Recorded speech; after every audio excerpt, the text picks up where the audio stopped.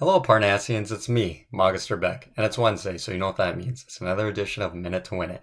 It is week 33, or edition 33 of this Minute to Win It stuff we've been doing on Wednesdays, and technically right now it is Sunday when I'm filming this, and Sunday is Mother's Day.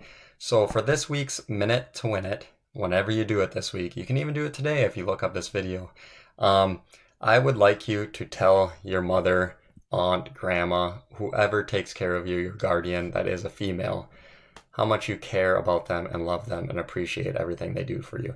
It's Mother's Day, so tell your mom how much she means to you and how much you appreciate her. You don't have to set a kitchen timer, stopwatch timer, and tell her for a minute. You should tell her every day, but especially today, go tell her how much you appreciate and love her.